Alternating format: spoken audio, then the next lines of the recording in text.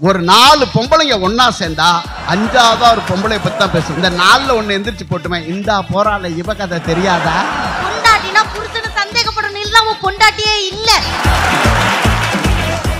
Best Money Gold presents Behind Woods Deepavali சிறப்பு பட்டிமன்றம் powered by PSNA College of Engineering and Technology Dindigul. மஹன்யாஸ் Senthil Murugan jewellers. தீபாக்கா ஒரு புடவை வாங்கினா அந்த தெருவில் 4 தடவை நடக்கும். 4 தடவை நடந்து யாராவது ஒருத்தர் புதுசான்னு கேட்கணும். கேட்கலன்னா இதுவே ஆரம்பிக்கும். புதுசு கட்டினா உறுத்துதில்ல உடனே அந்தாக்கா இது புதுசா சாணி கலர்ல இருக்கு, அது ஒத்துக்காது. ஆனா என்னைக்காவது ஒரு ஆம்பளை இன்னொரு ஆம்பளைய பார்த்து, மாப்பிள இந்த சட்டை நல்லா இருக்குன்னா, நல்லா இருக்கு மாப்பிள அங்க போய் வாங்கிக்க, உடனே சொல்லுவோம்ல. புருஷன் பக்கத்துல பொண்டாட்டி உட்கார்ந்து மனசு விட்டு பேசும். இப்படி மனசு விட்டு பேசுற வீட்டுல சண்டையே வராது. எனக்கு ஒரு சந்தேகம். என்னப்பா? மனசு விட்டு பேசு மனசு விட்டு பேசுறீங்க, இந்த மனசை விட்டுட்டா எப்படி பேசுறது? தந்தையோட பிரச்சனை என்னைக்காவது வெளியில சொல்லிருக்காரா? ஆனா அவங்க அப்படி இல்ல சார். புருஷன் பொண்டாட்டிக்குள்ள அன்னோனியம் எப்படி இருக்குன்றத ரொம்ப சுலபமா கண்டுபிடிச்சிடலாம். இந்த பைக்கு ஓட்டிட்டு போகும்போது பின்னாடி பொண்டாட்டி இருக்கும்போது இந்த கம்பியை மட்டும் பிடிச்சிட்டு போனானா இது ரெண்டுக்குள்ள அண்டர்ஸ்டாண்டிங் இல்லவே இல்லைன்னு அர்த்தம். இப்ப இந்த தோல் மேல மட்டும் இப்படி கையை இப்படி வச்சுக்கிட்டு போனான்னு வச்சுக்கங்களேன், கல்யாணம் முடிஞ்சு ஒரு 5 வருஷம் என்னமோ தள்ளிட்டான்னு அர்த்தம். இப்படி இறுக்கி மத்தவங்க வயிறு எறிகிற மாதிரி போனாங்கன்னு வச்சுக்கையே. ஆனா தீபாக்கா வீட்டுக்காரர் எப்படி டூலர் ஓட்டு தெரியுமா? அதாங்க மரியாதை, நின்றுகிட்டே ஓட்டி போவார். ஏன்னா அவருக்கு இடம் இருந்தா தானே. ஒரு முறை சுட்டா அது கண்ணு, ஒவ்வொரு முறையும் சொட்டா அவதான் பொண்ணு. வெரி குட், வந்து உட்காருங்க, அவார்டை வாங்கிங்க 5ஆம் தேதி. குடும்பத்தினுடைய தலைவலி உண்மையா சொன்னா எல்லாருக்கும் தெரியும், அது தலைவிதான்னு தெரிஞ்சவங்க எல்லாம் கை தட்டுங்க பாப்போம். அண்டார்டிகாவில் மனுஷன் வாழ முடியாது, பொண்டாட்டியோட புருஷன் வாழ முடியாது சார். வெரி குட், வந்து உட்காருங்க, அவார்டை வாங்கிங்க 5ஆம் தேதி. வாழ்க்கையில என்ன நடக்குது, எவ்வளவு சிரமப்பட்டு நீங்க வாழ வேண்டியதா இருக்கு தெரியுங்களா? ஒரே ஒரு விஷயம் சொல்றேன், வாழ்க்கையில எதையுமே எதை பத்தியுமே கவலைப்படாம இருக்கிறது மனைவி தான் சார். ஒரு முறை சுட்டா அது கண்ணு, ஒவ்வொரு முறையும் சொட்டா அவதான் பொண்ணு. முடிஞ்சு. வாழ்க்கையில அதான பண்ணிட்டு இருக்கீங்க. இவ்வளவு பெண்கள் வந்திருக்கீங்களே 3 பேரும், அலைமகள் கலைமகள் மலைமகள் 3 பேரும் வந்தீங்களே. உண்மையா சொல்றேன், எந்த குடும்பத்தையாவது வாழ வச்சிருக்கீங்களா? இங்க இருக்கிற எல்லா ஆண்களையும் பார்த்து நான் கேட்கிறேன் சார், உண்மையா சொல்றேன், உண்மைதானே சார்? இப்ப தாலி கட்டுறோம், அன்னையில இருந்து இன்னைக்கு வரைக்கும் வாழ்க்கையில என்ன சார் சந்தோஷமா இருக்கு? இப்ப நான் ஒரு கேள்வி கேட்கிறேன் நடுவர்களே, என் மாமியாருங்க, இப்ப நான் எப்படி கூப்பிடணும் அவங்கள? அத்தைன்னு கூப்பிடுறீங்க. அத்தைன்னு கூப்பிடணும். அப்ப எங்க அம்மாவை என் மனைவி எப்படி கூப்பிடணும்? அது அத்தை தான். அத்தைன்னு தானே கூப்பிடணும். நான் அத்தைன்னு கூப்பிடணும்ல. அவ என்னைக்காவது அத்தைன்னு கூப்பிட்டுருக்காளா? உங்க அம்மா, உங்க ஆயா, அந்த கிழவி பேசுறாளா இல்லைங்க? கைத்தட்டின அந்த நல்ல மனுஷனுக்கு, விசில் அடிச்ச மனுஷனுக்கு கைத்தட்டு கொடுங்க. உங்க மனைவியோட வீட்டுக்குள்ள சொல்லிட்டு போயிருச்சு, நீங்க பூரா உலகமே சொல்லிக்கிட்டு இருக்கீங்க பாவத்தை. பாருங்க, இப்ப கருணைங்கிறது கொஞ்சமாவது பெண்களுக்கு இருக்கா? அன்னைக்கு ஒருத்தன் சொன்னா, மராதா நீ சமைக்கிற சாப்பாட்டுக்கு 5 லட்சம் ரூபாய் தரலான்ட்டீன்னு அந்த அம்மா சொல்லிச்சு. ஏங்க அவ்வளவு நல்லாவா நான் சமைக்கிறேன்? என் LIC பணம் அவ்வளவுதான் வருவான். எப்படி இந்த வருஷம் போய் சேர்ந்துரும் உங்களுக்கு? உண்மையா சொல்றேங்க, வாழ்க்கையில் நல்லா பாருங்க. இன்னைக்கு மனைவி சமைக்கிறாளா சார்? உண்மையா சொல்றேன், சமையல்ங்கிறது இன்னைக்கு ஆர்டர் பண்ணி சாப்பிட்றதா சமையல் ஆயிடுச்சு இல்லைங்களா? ஆர்டர் பண்ணி புக் பண்ணி சாப்பிட்றதா. அதுவும் ஒரு தோசை சுட்டா சார் ஒரு நாள் என் மனைவி என்னைய விட கருப்பா இருக்கு சார். ஒருவேளை தோசைக்கல்ல என்ன தோசை என்னைய விட கருப்பா இருக்குங்க. என்னடி என்னைய விட கருப்பா இருக்குங்க? தோசைகளை திருப்பி வச்சு மாவு ஊத்திருக்கா. எடுபட்ட போய் அதையும் தின்றுருக்கானா இங்க தான் அக்கா. இப்ப நல்லா நினைச்சு பாருங்க, நேத்து வெட்டி டம்முன்னு வெடிச்சிருக்கு. இவ்வளவு போடிச்சு வரீங்களா இருப்பாங்க? எந்தாண்டி வெடி வெடிக்கிறாங்க? வீட்டுல சிலிண்டர் வெடிச்சிருக்கு பாவம். பெண்களுக்கு தனியா ஒரு பஸ் விடுறாங்கல்ல, மகளிர் பஸ்ன்னு. பெண்களுக்கு நிறைய விஷயங்கள் செஞ்சு கொடுக்கல கவர்மெண்ட். உண்மைதானே? காவல் நிலையம் இருக்கு, மகளிர் தனி பஸ் இருக்கு. அதை விட மிக பிடிச்சா சுய உதவி குழு இருக்கு. ஆண்களுக்கு ஏதாவது ஒண்ணு இருக்கா சார்? ஒண்ணு இருக்கா? பெண் ஒரு கர்ப்பமா இருந்தா 9 மாசம் மெட்டர்னிட்டி லீவு கொடுக்குது. அவ்வளவு வேண்டாம் சார், ஒரு 10 நாள், ஒரு 5 நாள் கடுமையா உழைச்சிருக்கேடா, ஒரு 2 நாள் ஒரு ஆம்பளை கொடுத்தா என்ன சார் தப்பு? கொடுக்குறாங்களா? இல்ல அது கூட பரவாயில்லைங்க. அந்த பெண்ணுக்கு 9வது மாசமோ 7வது மாசமோ உட்கார வச்சு என்ன சீமந்தம் செய்யறாங்களே, 50-100 காசு வச்சு கொடுக்குறாங்களே, நமக்கு ஒரு 500 ரூபா தர்றாங்க. தலைவியை தான் நாங்க கொண்டாடுறோம். ஆனா நீங்க எங்களை மதிக்கிறீங்களா? ஒன்னே ஒண்ணு சொல்லவா, அப்பாங்கிறவர் யார் தெரியுமா? ஒரு விஷயம் சொல்றேன், வாழ்நாள் முழுவதும் நம்பியார் வேஷம் போட்டுட்டு செத்த பிறகு MGR மாறவர் தந்தை மட்டும்தான் சார். நான் ஒண்ணு சொல்றேன், புருஷன் பொண்டாட்டிக்கு சண்டை வந்தோன்னே முதல் விஷயம் புருஷன் முன்னாடி சண்டை வந்துருச்சு. பிள்ளைகளை பார்த்து என்ன சொல்லலாம் அந்த அம்மா, உனக்காவதான்டா உசுரோடு இருக்க, இல்லைன்னா நான் எப்போ போய் சேர்ந்திருப்பேன். இதை சொல்லாத அம்மாவே தமிழ்நாட்டில் கிடையாது. உண்மைதானே? ஆனா என்னைக்காவது அப்பா அப்படி சொல்லியிருக்காரா? சொல்ல மாட்டார். உடனே சட்டையை போட்டு வெளியே போயிடுவார். வெளியே போயிட்டு வந்து திரும்ப வந்து, என்ன அம்மா சாப்பிட்டாளாடா இப்படி கேட்டே அதுக்குன்னே அல்வாவும் மல்லிகைப்பூவும் நம்ம ஊர்ல வச்சிருக்காங்க. அதை வச்சு சமாதானப்படுத்தி குடும்பத்தை ஓட்டுறது தந்தை தான் சார். தந்தையோட பிரச்சனை என்னைக்காவது வெளியில சொல்லியிருக்காரா? ஒரு நாளாவது அவருடைய பிரச்சனையை சொல்லியிருக்காரா? ஆனா அவங்க அப்படி இல்லை சார். ஒரு புடவை வாங்கட்டுமே, அந்த தெருவில் 4 தடவை நடக்கும். தீபாக்கா ஒரு புடவை வாங்கினா அந்த தெருவில் 4 தடவை நடக்கும். ஒரு அக்கா கேட்கணும், 4 தடவை நடந்து யாராவது ஒருத்தர் புதுசான்னு கேட்கணும். கேட்கலன்னா இதுவே ஆரம்பிக்கும், புதுசு கட்டினா உறுத்துதில்ல அக்கா. உடனே அந்த அக்கா, இது புதுசா சாணி கலர்ல இருக்கு, அது ஒத்துக்காது. உண்மையா இல்லையா? ஆனா என்னைக்காவது ஒரு ஆம்பளை இன்னொரு ஆம்பளைய பார்த்து, மாப்பிள இந்த சட்டை நல்லா இருக்குன்னா, நல்லா இருக்கு மாப்பிள அங்க போய் வாங்கிக்க, உடனே சொல்லுவோம்ல. ஒரு 4 பொம்பளைங்க ஒன்னா சேர்ந்தா 5ஆவதா ஒரு பொம்பளை பத்தி தான் பேசும். 4 பொம்பளைங்க ஒன்னா பேசினா 5ஆவது ஒரு பொம்பளை பத்தி தான் பேசும். இந்த 4ல் ஒண்ணு எந்திரிச்சு போட்டுமே, இந்தா போறால இவ கதை தெரியாதா, அடுத்த அக்கா பேசாது. ஏன்னா நம்ம கதை ஓடுனா அதுக்கு நல்லா தெரியும். இப்ப நீ எல்லாம் நினைச்சு பாருங்க. ஒரு விஷயத்த இந்த உலகத்துல நான் சொல்றேன், புருஷன் பொண்டாட்டி சண்டைலாம் சாதாரண சார். பிள்ளைகளை குழந்தைகள் நல்லா வளர்க்குறாங்களா? குழந்தைகள், ஒரு குடும்பத்துல குழந்தை நல்லா வளர்ப்பு என்பது சாதாரண விஷயம் இல்லை சார். எனக்கு ஒரு சந்தேகம்னே, அது என்ன உங்க ஏரியாவில் இருக்க எல்லா லேடிஸும் உங்க ஜோக்குல வர எல்லா பெண்களுக்குமே குரல் எதை கதவுல சிக்கினது மாதிரி அப்படின்ட்டே வர்றாங்க. ரொம்ப ஆச்சரியமா இருக்குது. ஒரு அன்புல சரி சரி, நானும் ஒரு 3 வருஷமா கேட்கணும்னு நினைச்சேனே. வெளியூர்ல நீங்க அடிப்பீங்கன்னு என் ஊர்ல வந்து கேட்டேனே. ஏதா உங்கள அடிப்பேன். ஆனா உண்மையா பெண்கள் அப்படி பேசுறாங்களே. இப்ப குழந்தைய தூள்ல போட்டு கூட தாலாட்டு படும்போது பாருங்க, ஓ உண்மையெல்லாம் ஒரு காலத்துல பண்ணாங்க, ஓ ஆரி ஆரி, ஓ ஆரி ஆரி, ஓ ஆரி ஆரி. அந்த குழந்தை முடிச்ச சனியனை ஏன் கத்துற? உன் வீட்டுக்கார அங்க இருப்பா, அங்க போய் கத்து. வாழ்க்கையில சார் ஒரு விஷயத்திலேயாவது நீங்க பொறுமையா இருந்திருக்கீங்களா சார்? ஒண்ணு சொல்றேன் சார், பிரச்சனைன்னு ஒண்ணு வந்தா முதல்ல ஒரு பண்டிகை தேதி வருது, ஒரு நல்ல நாள் பெருநாள் வருது, உடனே ஒரு சண்டை வந்துட்டுனா முதல்ல போய் பிரச்சனையை பெருசாக்குறது யாரு? மனைவி தான். ஆனா அதை சாதாரணமாக்கி என்னைக்குமே பிள்ளைகளுக்காக வாழுகிற ஒரு மனிதர் யாருன்னா அது தந்தை மட்டும்தான் சார். தந்தை மட்டும்தான், தந்தை மட்டும்தான். இல்லைன்னு சொல்ல முடியுமா? வாழ்க்கையில அப்பாவுக்கு இருக்கிற பிரச்சனையை என்னைக்காவது சொல்ல மாட்டார். நான் ஒரு விஷயம் சொல்றேன் சார், சாதாரண குடும்பத்துல அப்பாக்கள் எப்படி தெரியுமா இருப்பாங்க? ஒரு யோசிச்சு பாருங்க, ஒரு வாட்ச்மேனா வேலை பார்க்குறாரு ஒருத்தர், காலேஜில் வாட்ச்மேனா வேலை பார்க்குறாரு. அவருடைய பையன் பணம் கேட்குறான். இவரு காலேஜில் வந்து வாங்கிக்கப்பா அப்படின்னு சொல்லிட்டார். காலேஜில் அந்த பணத்தை வாங்குறதுக்கு அந்த பையன் வந்து நிற்கிறான். இவர் போய் அந்த காலேஜ் பிரின்சிபால்கிட்ட பணத்தை கேட்குறாரு. யோ எப்போ பார்த்தாலும் பணம் பண்ணான்னு அவர் அலட்சியப்படுத்துறாரு, அசிங்கப்படுத்துறாரு, அவமானப்படுத்துறாரு. அவமானப்படுத்த அந்த பக்கத்தில் வாட்ச்மேன் சொல்றாரு, யோ பணத்தை வாங்கினீங்கன்னா கொண்டு போய் பிள்ளைகிட்ட கொடுக்க வேண்டியதானே, அவனை காலேஜுக்கு வர சொல்லி நீ அசிங்கப்படுறத அவமானப்படுறத அந்த பையனும் பார்க்குறானே, அவன் என்னப்பா நினைப்பான் அப்படின்னு அவர் பக்கத்து வாட்ச்மேன் கேட்குறாரு. அப்போ சொன்னாராம், நான் ஒரு 1000 ரூபாய் பணம் அவமானப்பட்டு வாங்கிதான் இவனுக்கு கொடுக்கிறேன்னு தெரிஞ்சா மட்டும்தான் இவனும் நல்லபடியா படிப்பான், இல்லைன்னா நான் படுற அவமானம் அவனுக்கு தெரியாமலே போயிடுறானாராம் அப்பா. எனக்கு என் மனைவிக்கும் போன வாரம் 2 மணி நேரம் சண்டை சார். 2 மணி நேரம் சண்டை, பயங்கரமான சண்டை. நான் இப்படி இருக்கேன்னு நினைக்காதீங்க, பயங்கரமா திட்டினேன். ஒரு வார்த்தை கூட திருப்பி பேசல. ஆன்னு சொல்ல மூணு சொல்ல ஏன்னு கேட்கல, ஒரு வார்த்தை கூட திருப்பி பேசல. அது என்ன வார்த்தை சார்? எங்களுக்கு யூஸ் ஆகும். ஒரு வார்த்தை கூட அவ பேசலன்னு. அப்ப அவ தூங்கிட்டு இருந்தா. ஒரு பையன் போய் அப்பாட்ட கேட்டான், அப்பா இந்தியாவுக்கும் பாகிஸ்தானுக்கும் ஏப்பா சண்டை வந்ததுன்னா? அவர் ஏதோ சொல்ல வந்தார். உடனே உள்ள இருந்த அம்மா, அவர்கிட்ட போய் கேளு, அவரே 3வது பெயில, அவன் அப்பா 6வது பெயிலு, அவருக்கு பெரிய தெரியும். உனக்கு தெரியாதாரே, உன் குடும்பத்தை பத்தி தெரியாதாரே, உன் குடும்பத்தை பத்தி தெரியாதாரே. பையன் சொன்னான், இந்தியாவுக்கும் பாகிஸ்தானுக்கு எப்படி சண்டை வந்து தெரிஞ்சிச்சு. நான் வந்து 10th இப்பெல்லாம் உங்களுக்கு எல்லாம் தெரியும், 10th ரிசல்ட் எப்படி வருது உங்களுக்கெல்லாம் வந்து இன்டர்நெட்ல வருது. அப்பெல்லாம் எதுல வரும்னா சாயந்திர பத்திரிகையில. நாளைக்கு ரிசல்ட்னா எங்க அம்மா சொல்லுது, தம்பி நாளைக்கு ரிசல்ட் ஆம்டா, நீ உங்க அக்கா வீட்டுக்கு போயிரு, ஏன்னா கன்ஃபார்மா நான் ஃபெயிலா போயிடுவேன்னு என் குடும்பமே நம்புது. என்ன, எங்க அப்பா என்னை அடிப்பாரு, நீ போய் உங்க அக்கா வீட்டுல இரு, பாஸ் பண்ணா வா, ஃபெயில் ஆனா அங்கேயே இரு. என்ன, அதே மாதிரி ரிசல்ட் வந்ததுங்க. நான் எங்க அம்மா சொன்னதை கேட்டு எங்க அக்கா வீட்டுக்கு போயிட்டேன். நான் வந்து ஃபெயிலு, 10th ஃபெயிலுங்க. எங்க அப்பா வந்து தேடுறாரு, எங்க போயிட்டான் அந்த கருவாப்பைய, அவரே என் கலர் தான் இருப்பாரு, அவர் என்னையே தேடுறாரு. உடனே எங்க அம்மா சொல்லியிருக்கு, அவங்க அக்கா வீட்டுக்கு போறேன்னு சொன்னான்.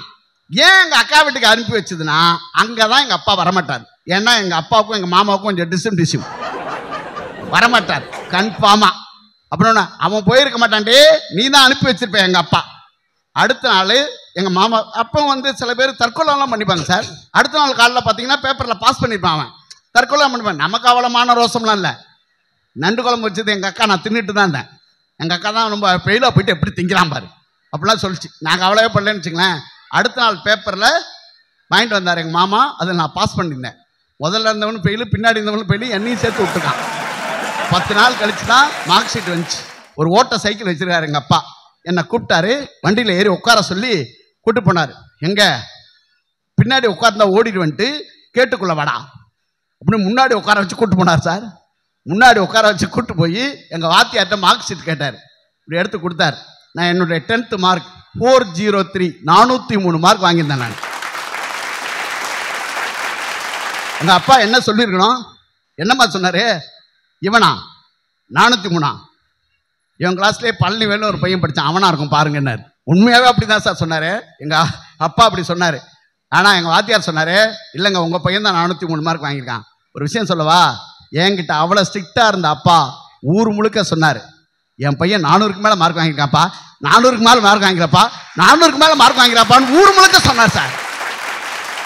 அப்பாவுக்கு பாசத்தை காட்ட தெரியாது. ஒரே ஒரு விஷயம் சொல்கிறேன் நான், நீங்கள் குடும்பத்துக்குள்ளே வந்தோன்னா பொட்டை சேர்த்து வைக்கிறீங்க, பூவை சேர்த்து வைக்கிறீங்க, வளையலை சேர்த்து வைக்கிறீங்க, எல்லாத்தையும் சேர்த்து வைக்கிறீங்களே, குடும்பத்தையும் பிரித்து வைக்கிறீங்க, தனித்தனியாக பிரித்து போடுறீங்களே.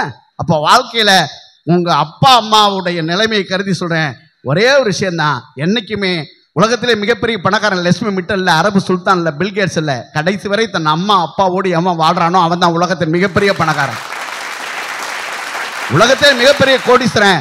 தாத்தா பாட்டி சொந்த பந்தங்களோட மதுரை மண்ணில் வாழ்ந்து அவனை விட கோடீஸ்வரன் உலகத்தில் வேற யாருமே கிடையாது சார்.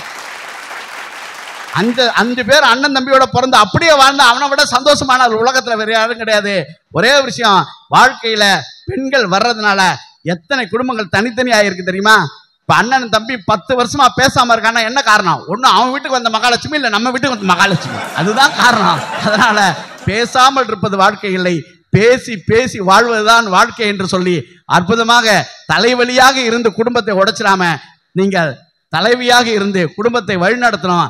அதுக்கு எங்களை தலைவனாக இருக்க விட்டாலே போதும், வாழ்க்கை சந்தோஷமா இருக்குன்னு சொல்லி என்னைக்குமே மதுரை மண்ணுனா அது மதுரை மண்ணு தான்.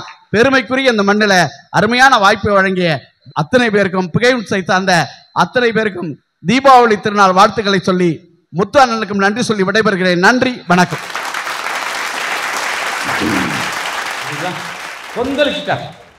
தீபா அவர்களுக்கு ஒரு பெரிய கரகோஷம் கொடுங்க. அதாவது நல்லா தெரிஞ்சுக்க, இங்க இருக்கிற சின்ன பயல்களுக்கெல்லாம் ஒன்று சொல்லி கொடுத்துட்டு போறேன். புருஷன் பொண்டாட்டிக்குள்ள சண்டை வருதா? உங்க வீட்டுல சண்டை வருதா? ஆமாவா? ஆமாவா? என்ன செய்யணும் தெரியுமா? புருஷன் பொண்டாட்டிக்குள்ள சண்டை வந்தா பிள்ளைங்களுக்கெல்லாம் நல்ல சாப்பாடுக்கு படம்லாம் போட்டு தூங்க போட்டுட்டு முதல்ல புருஷன் மொட்டை மாடிக்கு போயிடணும், பொண்டாட்டி பின்னாடியே ஒரு செம்புல, நம்ம வீட்டில் பால் இருந்தால் பால் இல்லைன்னா தண்ணி, அதை எடுத்துட்டு மொட்டை மாடிக்கு மேலே வரணும். அந்த கயிற்றுக்கட்டில் ஏற்கனவே புருஷன் காத்துக்கிட்டு இருப்பான். எல்லாம் அந்த அக்கா என்னமோ சொல்ல போறான்னு பார்த்துக்கிட்டு இருக்கிறாங்க. நீங்கள் நினைக்கிற வேலையை செய்ய நான் வரலை. என்ன செய்யணும் தெரியுமா? புருஷன் பக்கத்தில் பொண்டாட்டி உட்காந்து மனசு விட்டு பேசணும். இல்லடி இன்னைக்கு காலையில் நான் போனேன்னா ஒருத்தவங்க வந்து நம்ம கடையில் வந்து இந்த மாதிரி நகையை விற்க வந்தாங்க, இந்த காரணம் சொன்னாங்கன்னு நீங்கள் உங்கள் பொண்டாட்டிகிட்ட மறைக்காமல் எல்லாத்தையும் சொல்லணும். உங்கள் பொண்டாட்டி இல்லைங்க, இந்த பக்கத்து வீட்டுக்காரி வந்து காபி பொடி கேட்டா, நான் காபி பொடி கொடுத்தேன்னா அவன் இந்த கதையை சொன்னான்னு இந்த கதையை சொல்லணும். இப்படி மனசு விட்டு பேசுகிற வீட்டில் சண்டையே வராது. எனக்கு ஒரு சந்தேகம். என்னப்பா? மனசு விட்டு பேசு, மனசு விட்டு பேசுறீங்க, இந்த மனசை விட்டுட்டா எப்படி பேசுறது? நடுவர் வரல, நீங்க எதுகை போலையோட காமெடி அனுப்பீங்கன்னு எனக்கு தெரியும். ஆனா திருப்பி நான் ஒன்றும் அதுக்கு பதில் எழுதிட்டு வரல. இங்க பாருங்க, உங்க வீட்டு மீனாட்சி அம்மா முன்னாடியே உட்கார்ந்துருக்கு, கண்ணை காமிச்சேன்னு வச்சுக்கங்களேன், நீங்க சைலண்ட் ஆக வேண்டியிருக்கும். அவ பதிலுக்கு கண் எடுத்து காமிப்பா. அப்படி நடுவர் அவர்களே, எவ்வளவு பெரிய பழிய தூக்கி பொம்பளைங்க மேல போடுறாங்க. நாங்களும் பிள்ளைங்களே வளர்க்க தெரியாத என்னமோ அவங்க தான் தினமும் ஆறாரோ ஆறிராரோ ஆறாரோ ஆறிராரோ தாலாட்டு பாடுற மாதிரி. இங்க ஆம்பளைங்க கூட்டத்துல யாரையாவது கை குழந்தைய வச்சிருக்கேன்னு கையை தூக்குங்க பார்ப்போம். அங்க பாருங்க ஒன்னு எங்க பிள்ளையில வச்சுக்கிட்டு எக்கா நல்லா கேட்டுக்கங்க, குழந்தை கொஞ்சம் வளர்ற வரைக்கும் தாய்ப்பால் கொடுக்கணும், தூங்கக்கூடாதும்பாங்க, எந்திரிச்சு உட்காந்து பாலை கொடுப்பாங்க, தூக்கத்தை தவிர்க்கணும். இன்னும் கொஞ்ச நாள் வளர்ந்துச்சுன்னு வச்சுக்கோங்களேன், நம்ம சாப்பிட உட்காந்துருப்போம்க்கா, காலையில பெரியவங்களுக்கெல்லாம் சாப்பாடு போட்டுட்டு சாப்பாடு மாய் அப்படிங்கும், இருடா மாய் இருடா அம்மா ஆயினா அவன் இருந்துருவான். இந்த மாதிரி நாங்க பட்டு சேலையே கட்டியிருந்தா கூட புள்ள மூக்கு வலிச்சிச்சுன்னு வச்சுக்கோங்களேன், பட்டு சேலையை கட்டியிருக்கோம் நாங்க துடைக்க மாட்டோம்னா இருப்போம், உடனே மூக்கு சேலையை எடுத்து பிடிச்சிருவாங்க. பிள்ளைக்கு முன்னாடி என்ன நடுவர் அவர்களை சும்மாலாம் பேசக்கூடாது, நல்லா கேட்டுக்கங்க. சீமந்தம்னு நடத்துவாங்களம்மா, வளகாப்பு நடத்துவாங்க, வளகாப்பு இவங்க செலவுலமா நடத்துறோம். கல்யாணம் முடிச்சு எங்க அப்பன் பிச்சைக்காரனா ஏற்கனவே ரோடா அலைஞ்சுக்கிட்டு இருக்காப்புல, இந்த சீமந்த செலவுக்கு எங்க தம்பிக்கு எழுதி கொடுத்த சொத்தெல்லாம் விச்சுட்டாப்புல. இந்த கன்சீவ் ஆன டைம்ல இவ குழந்தை உண்டாயிருப்பா, புருஷங்கிட்ட வந்து சொல்லணும், வெக்கப்படுவான். அவன் வந்து கேட்பான், என்னடி ஏங்க நான் குளிக்கல, அடிச்சு நாது போ தள்ளி அப்படிமா. இல்லைங்க நான் இப்பெல்லாம் சாம்பலை தான் திங்கிறேன். அடிச்சு கறிய மீன் வாங்கி வச்சிருக்கேன், எதுக்கடி சாம்பலை உட்காந்து தின்னுக்கிட்டு இருக்க? இல்லைங்க இப்பெல்லாம் எனக்கு மாங்காவா தான் பிடிக்குதும்மா. அப்பவும் அந்த மரமண்டைக்கு புரியாது, அவனே ஒரு மாங்காய் மண்டை, அவனுக்கு எப்படி புரியும்? கடைசியில ஏங்க நான் நீங்க அப்பாவாவ போறீங்கன்னு பிடிச்சு தூக்குவான் பாருங்க. இப்படிப்பட்ட சந்தோஷம் இந்த உலகத்துல இருக்கா? இதை உங்களுக்கு வாரி வழங்குகின்ற ஒரு பொண்டாட்டி எப்படிங்க தலைவலியாவா? சும்மா பேசக்கூடாது மேடம். மித்த வீட்டுல தூக்கி கொண்டாடுவாங்க, அதான் சொல்லுவாங்க. உங்க வீட்டுல நடந்தா என்ன ஆகும்? தூக்குனாருன்னா அவரை நாங்க தூக்கிட்டு கிளம்புன அப்புறம். ஐயா ஐயா அப்படி எல்லாம் சொல்லக்கூடாதுயா. என்ன தூக்குற மாதிரி ஒருத்தர் தான் கடவுள் எனக்கு புருஷனா கொடுத்திருக்கிறாரு. மனசுல தினமும் தூக்கிக்கிட்டு திரியிறாருயா என் புருஷன். நடுவர் அவர்களே நல்லா சந்தேகப்படுறாராம். சந்தேகப்படணுங்க. பொண்டாட்டினா புருஷனை சந்தேகப்படணும், இல்ல அவன் பொண்டாட்டியே இல்ல. ஏன்னு தெரிஞ்சுக்கங்க. ஏன்னா உங்ககிட்ட இருக்கிற கோடிக்கணக்கான பணத்தை விட, கோடிக்கணக்கான பொருளை விட நாங்கள் வைரமாக நினைப்பது உங்களை தான். எங்க வைரத்தை யாராவது தூக்கிட்டு போயிடுவாங்களோன்னு ஒரு பயத்துல தான் 8 மணி நேரமா எங்க இருக்கீங்க எப்ப வருவீங்க நீ கேட்கறது. கள்ளக்கபடலாம சிரிக்குது, என் பேச்சுக்கு சிரிப்பு சத்தமே இல்லாம போயிருமோன்னு பயந்துட்டே வந்தேன். மதுரை மண்ணு மண்ணுதான். இங்க கலகலம் சிரிப்பாங்க, வீட்டுல கம்முன்னு இருப்பாங்க, அதான் கலகம். நடுவர்களை எல்லாரும் என்னைய பார்த்து என்ன கேக்குறாங்க தெரியுமா? நான் ஒரு அனாதே ஒரு நகைச்சுவை கலகம்னு ஒரு நகைச்சுவை பண்ணிட்டு நானா சிரிச்சுக்கிட்டு மகிழ்ந்துகிட்டு. நடுவர்களே இவ்வளவு நேரம் நான் பேசல, அதனால உங்க காமெடிக்கு சிரிச்சுக்கிட்டே இருந்தேன். இப்ப நான் எழுதி வச்சதெல்லாம் ஒப்பிச்சிடணுமேனு அது மட்டும் தான் என் மைண்ட்ல இருக்கு. நடுவர் அவர்களே நல்லா கேட்டுக்கங்க. பிக் பாஸ் ஷோல என்னைய கூப்பிட்டாங்க தெரியுமா? அப்படியா? ஆமா. அங்க விடல நல்ல நீட்டா தானே இருக்கும், கூட்டி தானே இருக்கும். ஐயா என்னைய கூப்பிட்டாங்க, ஆனா நான் தான் போகல, மறுத்துட்டேன். ஏன்னா 100 நாள் என் வீட்டுக்காரரை பிரிஞ்சு என்னால இருக்கவே முடியாதுக்கா. ஆனா அவர் சந்தோஷமா இருப்பாரு, போய் இருந்தா யாருக்கா ஒரு ஆளுக்கு மகிழ்ச்சி தானே. அந்த சந்தோஷத்தை அவருக்கு கொடுத்துட கூடாதுன்னு தான் நான் போல. ஏன்னா நான் 100 நாள் உள்ள இருந்துட்டு 101வது நாள் வரும்போது என் பிள்ளைகளுக்கு ஒரு அழகான சித்தி அவர் ரெடி பண்ணிடுவாருன்னு தான். அதாவது அன்னைக்கு ஒரு நாள் எங்க வீட்டுக்காரர் என்னை கார்ல உட்கார வச்சு ஓட்டிட்டு போனார். சரி நம்ம வீட்டுக்காரர் உயிருக்கு ஆபத்து வந்துடக்கூடாதே, மாமா சீட்டு பெல்ட்டை போட்டுட்டு வண்டியை ஓட்டுங்கன்னு சொன்னேன். தப்பாக்கா? அதுக்கு சொல்றாரு, சீட்டு பெல்ட்டை நான் போட்டுட்டேன், இன்னொன்று முக்கியமா போடணுன்னாரு. என்னன்னா என் வாய்க்கு பிளாஸ்டிக் ஓட்டணுமாக்கா. ஒரே குத்துன்னு கடவாப்பள்ளு கீழே உழுந்து போச்சு. நடுவர் அவர்களே ஒண்ணுமே இல்லை. அதாவது ஒரு கல்யாண வீட்டுக்கு போயிருந்தேன், இந்த விஷயத்த நீங்க கண்டிப்பா கேட்கணும். ஒரு கல்யாண வீட்டுக்கு போயிருந்தேன். அந்த பையன் பார்க்கறதுக்கு அழகா அஜித் குமார் மாதிரி இருந்தான். இந்த பொண்ணு பார்க்கறதுக்கு நெல்சன் மண்டேலா மாதிரி, அவருக்கு பேத்தி இருந்தா எப்படி இருக்கும் அப்படி இருந்துச்சு. எனக்கு மனசே கேட்கல. அவர் நம்மளுக்கு தெரிஞ்ச ரொம்ப க்ளோஸான ஒரு பையன். இந்த பையன்கிட்ட கேட்டேன், ஏய் எப்படிடா அந்த பொண்ணை கெட்டுன அப்படின்னு நான் கேட்டேன். அவங்க காது நீங்க சொல்றது என் காதுல உழுது, நீங்க மைண்ட் வாசல் கொஞ்சம் சத்தமா பேசி. அதாவது எப்படின்னு கேட்கும் போது ஒரு வார்த்தை சொன்னான், அதுவும் 9 வருஷம் காதல் பண்ணி அந்த திருமணத்தை பண்ணேன் அப்படின்னு சொன்னான். அப்போ உங்க கண்ணுக்கு அந்த பொண்ணு அழகா இருக்கணுங்கிற அவசியம் இல்லை, என் கண்ணுக்கு அவ அழகா இருக்கா போதும் அப்படின்னு சொன்னா பாத்தீங்களா. இந்த மன நிறைவு எப்ப ஆண்களிடம் வருதோ அப்ப திருமண வாழ்க்கை அழகாதான் அமையும். பொண்டாட்டி உங்களுக்கு தலைவலியா தெரிய மாட்டா. இப்பதான் 13ஆம் பக்கம் திருப்பி இருக்கீங்களா? ஆமா, இன்னும் 46 பக்கம் இருக்கு. 46 நீங்க ஒரு நாக்கு தள்ளி கிடக்க போறீங்க கொஞ்ச நேரத்துல. நடுவர் அவர்களே, அதாவது பொண்டாட்டில 3 வகை இருக்கு. 3 வகை இருக்கு. இப்ப நீங்க சண்டை போடுறீங்க, ஏய் தாக்கல உங்க பொண்டாட்டி இருக்கிறாங்க, எப்படி சண்டை போடுவீங்க? அது சண்டை இன்னைக்கு தான், இன்னைக்கு எது இல்லை. என்னடி நினைச்சுக்கிட்டு இருக்க? உங்க அப்பா வீட்டுக்கு கிளம்பிப்போ அப்படின்னா திருப்பி நான் எங்க அப்பா வீட்டுக்கு போனோம் அப்படின்னு பேசுற ஒரு வகை இருக்கு. திருப்பி திருப்பி பேசுவாங்க, நீங்க என்ன பேசினாலும் திருப்பி திருப்பி பேசுவாங்க. அவங்க மனசுல வஞ்ச எண்ணம் இல்லாதவங்க, அவங்க என்ன பேசினாலும் நம்ம வந்து நம்பலாம். இன்னொரு வகை இருக்கு, இன்னொரு பொண்டாட்டி. என்ன வகை தெரியுமா? நீங்க பேசுனீங்க, ஏடி உனக்கு அறிவு இருக்காடி, அறிவு கேட்டாலே அப்படின்னு சொன்னோன்னு வச்சுக்கோங்க அப்படின்னு முணங்கிக்கிட்டே இருப்பாங்க. இது ஒரு வகை. இந்த 3வது ஒரு வகை பொண்டாட்டி இருக்கா, ஏடி உனக்கு அறிவு இருக்காடி, உனக்கு கொன்னே போட்டுருவேண்டி, இருக்க பாரு. இப்படியே இருக்கான்னா அவட்ட ஜாக்கிரதையா இருக்கும். அமைதியா சோழிய முடிச்சுக்கணும். அவனுக்கு அனுபவம் இருக்குன்னு நினைக்கிறேன். அவன் ஆச்சரியமா பாக்குறான். ஏறக்குறைய என் ஒய்ஃப் அப்படித்தான் இருக்கா. அப்படியா? அதான் எனக்கு ஒரு பயமாவே இருக்கு. பார்த்தா தெரியலையே, இங்க நீங்க பேசும்போது எதிர்கவுண்டராங்கன்னு வந்துகிட்டே இருக்கேன். அப்படித்தான் தெரியும், ஆனா நான் பாராட்டுவேன்.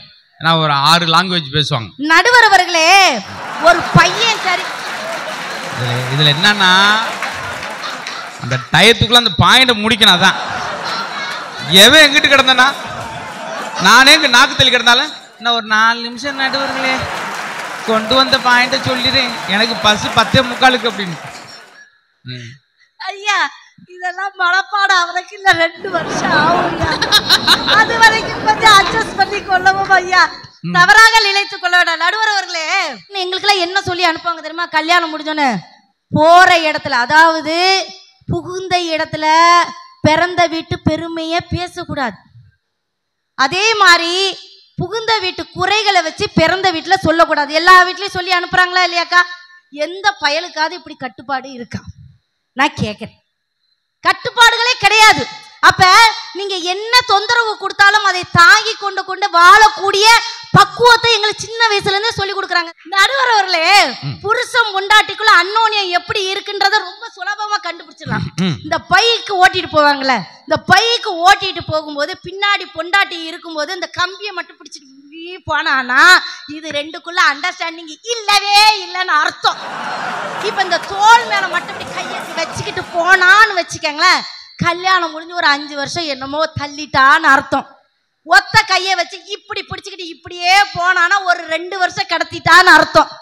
இப்படி இறுக்கி மத்தவங்க வயிறு எறிகிற மாதிரி போனாங்கன்னு வச்சுக்கைய, கல்யாணம் முடிஞ்சு ஒரு நாள் லவ் பண்றாங்க.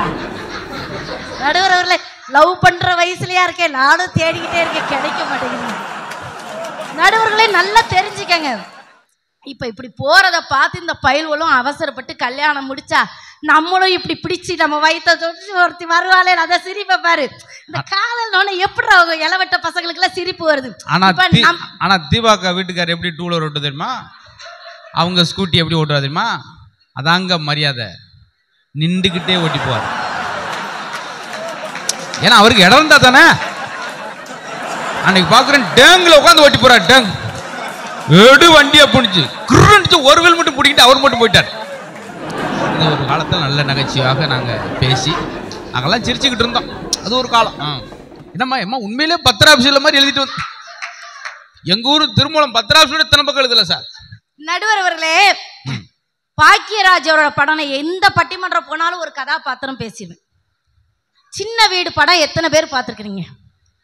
அதாவது கட்டிய மனைவி அழகா இல்லைன்னு அவன் மேல ஆசையே வராத ஒரு கணவன், அந்த பொண்ணு கடைசியில் சொல்ற, உங்களை கயிறு கட்டி விடுறேன், நீங்க போயிட்டு வாங்க, வாழ்க்கையை தெரிந்து கொண்டு வாங்க, எங்க போனாலும் நான் உங்களை பின்னாடி இழுத்துருவேன்னு சொல்லி அந்த பொண்ணு அனுப்புவா. கடைசியில தன்னுடைய மனைவி தன்னுடைய குழந்தைக்கு தாயாகி விட்டாள் என்று தெரிந்தவுடன் அவன் மேல கொஞ்சம் பாசம் வரும். அதை தெரிஞ்சுக்கிட்டு அந்த சின்ன பொண்டாட்டி என்ன பண்ணுவா, கள்ளத்தனமா நானும் குழந்தை உண்டாயிட்டேன்னு ஒரு டிராமா போடுவா. ஒரு கட்டத்துல ஒரு போன் கால் மூலியமா அவ எவ்வளவு கேவலமாக அவனை நடத்துகிறார் என்று தெரிந்து நொடிஞ்சு போய் வீட்டுக்கு வரும். வீட்டுக்கு வந்தா பொண்டாட்டி அவங்க அப்பாட்ட பேசிக்கிட்டு இருப்பாங்க. இதை எல்லா கணவர்களும் நன்னா தெரிஞ்சுக்கொள்ளுங்க. இந்த பொண்ணு சொல்லுவா, சொத்தை பூரா என் புருஷன் பேர்ல எழுதி வச்சிருந்து. அவர் கேட்பாரு, ஏமா அப்படிலாம் பேசுற? திடீர்னு பிரசவத்துல எனக்கு ஏதாவது ஆகி நான் செத்து மண்டையை போட்டேனா, என் புருஷனை நீ அனாதையா ரோட்ல விட்டுட்டனா? நடுவர்களே, இப்படிப்பட்ட பெண்கள் எப்படி தலைவலியாக இருப்பார்கள் என்று நீங்க பேசுறீங்க எனக்கு தெரியல. ஒருத்த மதிப்பான உங்க வீட்டுல உங்க அம்மா மதிப்பாங்களா, உங்க தங்கச்சி மதிப்பாங்களா? யாருமே மதிக்க மாட்டான். ஆனா தாலி கெட்டிட்டா அந்த புருஷன் என்ன வேலை பண்றான், எப்படி இருக்கிறான் என்பதெல்லாம் ஒரு பொண்ணுக்கு முக்கியம் இல்லை. அவனை நெஞ்சில சுமப்பாங்க. அவதான் பொம்பளை. அதான் சொல்றான், மணி அடிச்சிட்டாங்களா நடுவர் அவர்களே? ஓ மணி அடிச்சுட்டான்னு சொல்லுவாங்க அவங்க. அதை பத்தி மணி அடிச்சுட்டா அவங்க கிடக்காங்க. இன்னும் என்கிட்ட 40 பாட்டு இருக்கு. சின்ன வீடு அப்புறம் பெரிய வீடு. நான் இன்னும் 2 பாடங்களை எழுதியிருக்கேன். அது உட்காரும். நீங்க ஒப்பிச்சுட்டு 12:30 மணிக்கு வாங்க, நான் அதுக்குள்ளே தூங்கி முடிச்சிருவோம் எல்லாரும். இதை மட்டும் தெரிஞ்சுக்கங்க நடுவர்களே. இருவாச்சி பறவை என்று ஒரு பறவை இருக்கு. இந்த கதையெல்லாம் நீங்க தெரிஞ்சுக்கணும். இன்னைக்கு அவன் பாரு, அந்த கருப்பு மீசக்காரன் என்னையே பார்த்துக்கிட்டு இருக்கான். இதுல உனக்கு பொண்ணு கிடைப்பா, கவலைப்படாத. இந்த இருவாச்சி பறவை இருக்குல்ல, அவர் ஏன் உங்களே பாக்குறாருன்னா இப்படி ஒரு பொண்ணு கிடைச்சிருமோன்னு பயப்படுறாரு.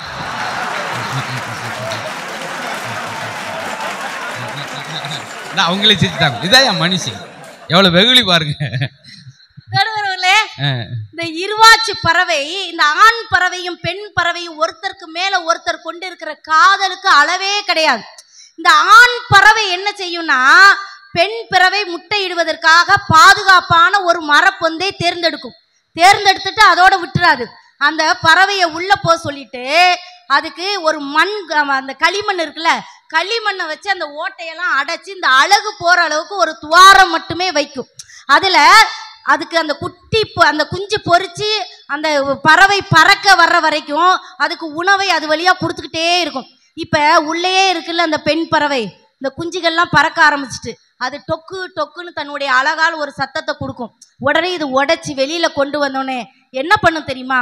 உடைச்சது பூரா ஆண் பறவை, கஷ்டப்பட்டது பூரா ஆண் பறவை தானே. ஆனா இரவு தன்னுடைய கணவன் பறவை தனக்கு கொடுத்த உணவை வாயில வச்சுக்கிட்டே இருக்கும். அதை வெளியில வந்த உடனே அந்த எச்சி உணவோட முதல்ல கொடுக்குது பாத்தீங்களா? இந்த அன்புக்கு தானங்க எல்லாருமே ஏங்கிட்டு கிடக்கும். அப்படிப்பட்ட பெண்கள் நாங்க எப்படி உங்களுக்கு தலைவலியா இருப்போம்? சரி பாரு. இல்ல இது ஒர்க்காக தான் பார்த்தேன். ரொம்ப நேரம் அடிச்சு கொஞ்சம் மண்ணன்னு போடணுமான்னு பார்த்தேன். நடுவர் அவர்களே, அக்காவுக்கு இந்த கதையெல்லாம் எப்படி தெரியும்னு நினைச்சுக்காதீங்க. எல்லாமே போனு தான். Mussolini Clara. முசோலினா யாருன்னா ஹிட்லருக்கு குரு. ஹிட்லரே ஒரு பெரிய கொடும்பாவி. நான் குரு கேள்விப்படி இதென்ன குரு? ஓ குருன்னு பார்த்ததுனால. ஐயா வார்த்தைகளை கொஞ்சம் அழுத்தமா சொல்றதுனால உங்க காதுல அப்படி விழுந்துருச்சு போல இருக்கு. முடிக்கவா? அப்படியா? இப்ப இவருக்கு ஒரு 45 வயசு இருக்கும்.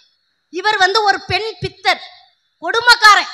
ஆனா அந்த கிளாராவுக்கு இவர் மேல அதீத காதல். இப்ப என் பேச்ச பார்த்து சே இப்படி ஒரு பொண்ணை நம்ம மிஸ் பண்ணிட்டோம் யாராவது வருத்தப்பட்டு இருப்பீல? நல்ல வேலைக்கு மிஸ் பண்ணிட்டோம்னு சந்தோஷப்பட்டு இருக்கான். அந்த மாதிரி ஒரு காதல் 2 பேருக்கும். இது ஒரு நாள் முசோலி ஒரு கார்ல போயிட்டு இருக்காரு. இந்த பொண்ணு சந்திக்கக்கூடிய வாய்ப்பு கிடைக்குது. இதுல இந்த பொண்ணுடைய காதலை புரிஞ்சு அந்த காதல் முதல்ல எல்லா பெண்களிடம் பழகுவது போலதான் முசோலினி பழகுறாரு.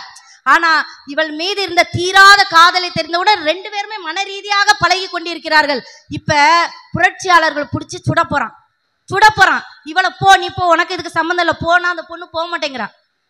அவருக்கு அப்ப 75 வயசு இருக்கும். ஐயா 75 வயசுல இந்த பொண்ணு அவருக்காக அது நெஞ்சில குண்டடிப்பட்டு முதல்ல செத்ததுக்கு அப்புறம் தான் அவரை விட்டுச்சு. இப்படிப்பட்ட பெண்கள் தான் இன்னைக்கு மண்ணுல வாழ்ந்துட்டு இருக்கோம். இது தமிழ்நாட்டு பெண்கள்ல, வெளிநாட்டு பெண்களாக இருந்தாலும் இதே கதை தான். உணர்வு சம்பந்தப்பட்டவர்கள் பெண்கள், அவர்களுடைய கோணம். இன்னும் ஒரு கதையை மட்டும் சொல்லிட்டு அது என் வாட்ஸ்அப்ல சொல்லுங்க மேடம். நான் சும்மா தான் இருப்பேன். ஏன்னா இப்படி பட்டிமன்றத்தில் இப்படி ஐயா இந்த ஒன்றை மட்டும் வாசிக்கிறையா ஐயா? சென்னையிலேருந்து இந்த கடைசி பேப்பர் இங்கே ஒன்று வச்சிருந்தேங்க ஐயா. ஒரு கும்மி பாட்டு ஒன்று இருக்குங்கய்யா. இப்படி ஆகி போச்சு ஒரு நடுவத்தை. சொல்லவா வேண்டாம், அடுத்த பட்டிமன்றத்தில் பார்த்து கொள்ளலாமா? பிளைட்ல என் பக்கத்துல உட்காந்தோன்னே ஐயா இன்னொரு டைரியை மறந்துட்டு வந்துட்டேன் வீட்டுல அப்படின்னுச்சு. நான் சாமியை கும்பிட்டேன், நல்ல வேலைக்கு மறந்துட்டு வந்துட்டீங்கம்மா. ஐயா, அதாவது மண்டோதரின்னு ஒரு கதாபாத்திரம் இருந்தது. அப்பா இது பெரிய கதாபாத்திரமா இருக்கும் போலயே. ஐயா, நீங்க இப்படி சீரியஸ் காட்டுறீங்களா? அது நகைச்சுவை. ஐயா, அது ரொம்ப சீரியஸான ஒரு கதாபாத்திரம். நான் சீரியஸா சொன்னாதான் இது எடுப்படும். இந்த கதையை அடுத்த பிகைன்வுட்ஸ் பட்டிமன்றத்தில் நான் சொல்லிக் கொள்கிறேன்.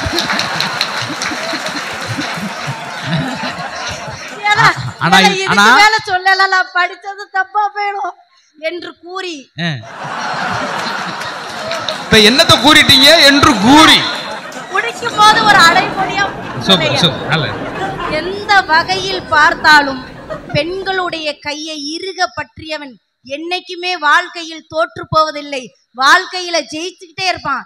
பெண் என்பவள் நம்மளுக்கு கீழே உள்ளவ, அவளுக்கு ஒண்ணும் தெரியாதுன்னு நினைக்கிறவன் கடைசியில ஒண்ணு இல்லாத அட்ரஸ் இல்லாதவனாக ஆகிவிடுவான் என்று கூறி வாய்ப்பிற்கு நன்றி கூறி, என்றைக்குமே பெண்கள் தலைவலி கிடையாது, உங்கள் தலைவலியை போக்கக்கூடிய மந்திரம் என்று சொல்லி, மருந்து என்று சொல்லி வாய்ப்பிற்கு நன்றி நல்கி விடைபெறுகிறேன். நன்றி, வணக்கம்.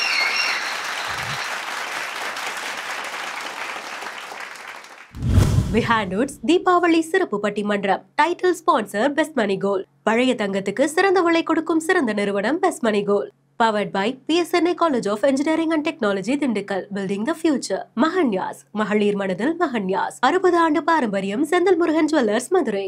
Best money gold presence விஹாண்டோட்ஸ் Deepavali சிறப்பு பட்டிமன்றம். Powered by PSNA College of Engineering and Technology, Dindigul. மஹன்யாஸ், செந்தில் முருகன் ஜுவல்லர்ஸ்.